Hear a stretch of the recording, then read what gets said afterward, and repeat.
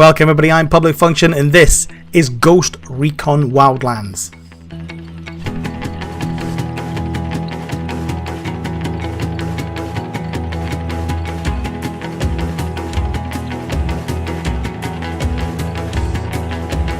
I'm going to give you guys a short review on this game. Just plays the closed beta that was available to play for the Xbox, PS4 and the PC, which I played on at the start of February. The game is due for release on the 7th of March, so I'm going to let you guys have a quick feel through and I'm going to tell you what I thought about the game in MO.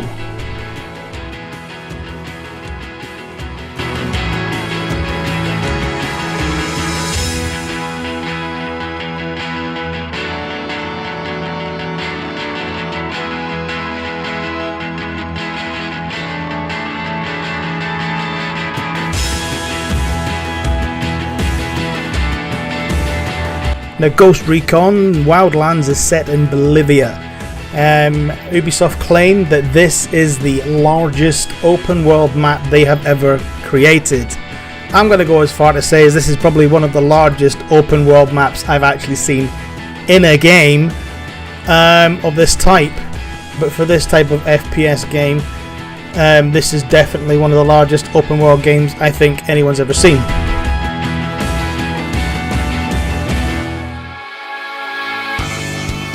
First of all, guys, we're going to cover a couple of the bad points on the game.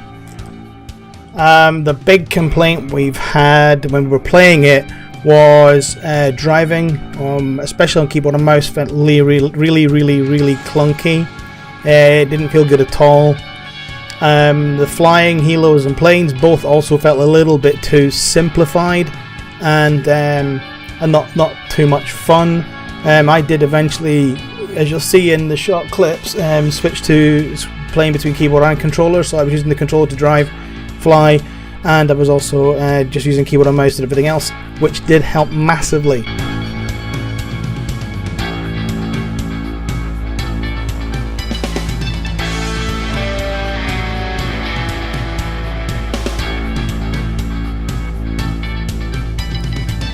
The other point we wanted to raise about the game that we didn't quite like was when you're in a co-op group, the supplies and assets you tag for the rebels, we would like that to have been group or party based and not individually based, because you can spend time just chasing each other after clearing area and getting supplies. It would have been much easier if 3 or 4 guys could go to 3 separate areas, pick up the supplies within the area they were in, and and then that would have been it. Everybody would have got the points for that. So yeah, that was a slight disappointment from there.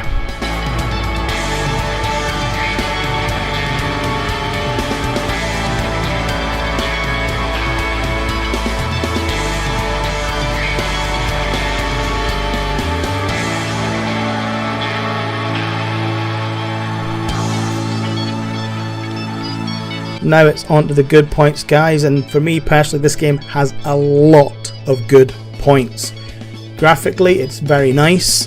I want to slag off IGN right now for, I think it was Ross, I can't remember his surname, in IGN, who gave a review and had a little bit of a go about a reuse of assets from Far Cry 3 and Far Cry 4. If that's the case, then so be it. Ubisoft are a large company, they're a large studio, and they're going to have a massive asset library, so the reusing of assets across games, I don't see a problem with it.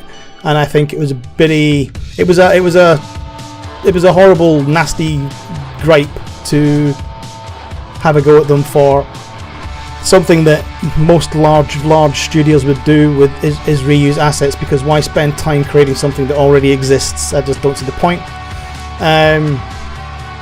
Obviously the game is not fully optimized yet, and that's fine, so there was a couple of glitches on graphics here and there, a bit of frame rate drop here and there, but all in all I thought the game played really well.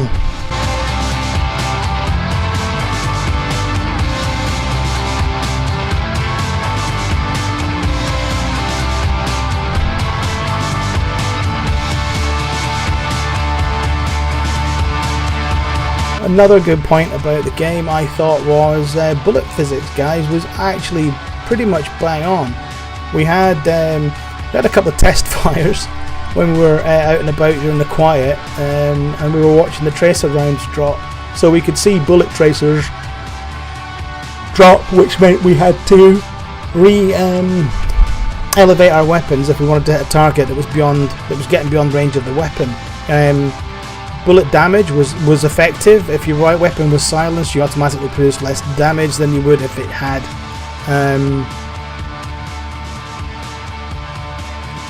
you would produce less damage if it had it on, and obviously more damage if you had it off. I eventually used the original assault rifle, and I think it's the M14 LMG. I can't remember the name of it now. And I used that. Both have switching. I think the weapon fire mode switch would be nicer if it wasn't within the right click zoom method, so you could change your fire method regardless of you being in zoom or not.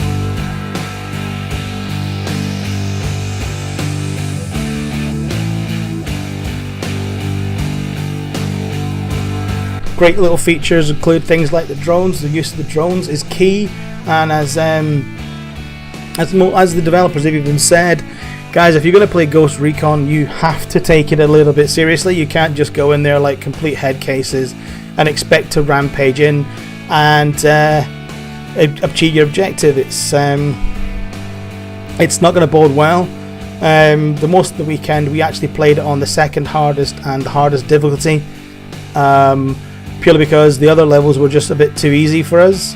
That's a bit of bragging rights, but it's also the fact that the guys I've played with have played armor heavily, so we're very used to dealing with tactics and being nice and sneaky about places, guys. Not that this is a prerequisite to play this game, but I would recommend that you take your time and objectives and enjoy it the way it's meant to be.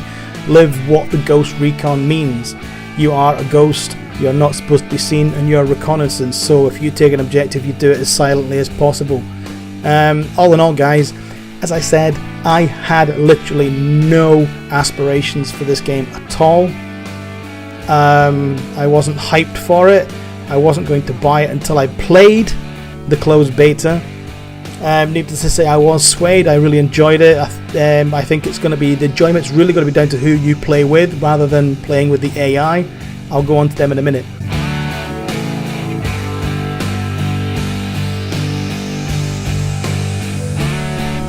Okay, so I did have a little go in single player with the AI, and found the best way to operate with the AI is to tell them to hold their position and leave them there.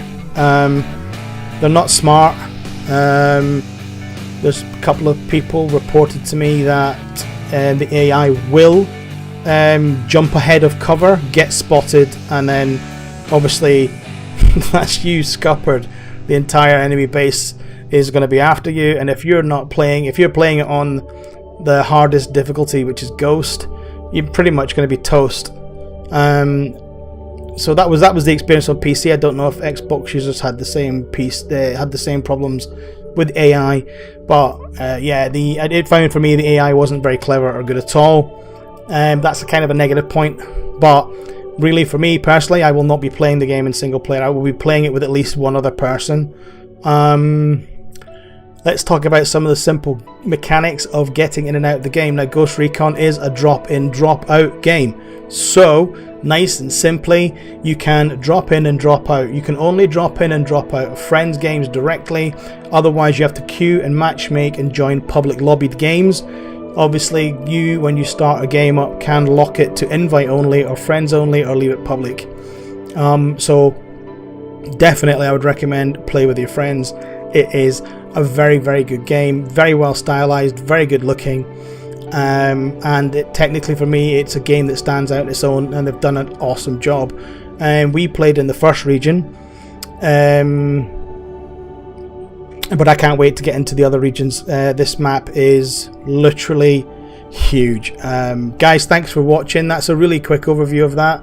If you feel you want to add anything, or you disagree with what I said, please put comments below, guys. And remember, subscribe and like. And guys, if you want to catch me, you can follow me on Twitter at public_function. Guys, catch you later. Thank you for listening. Bye.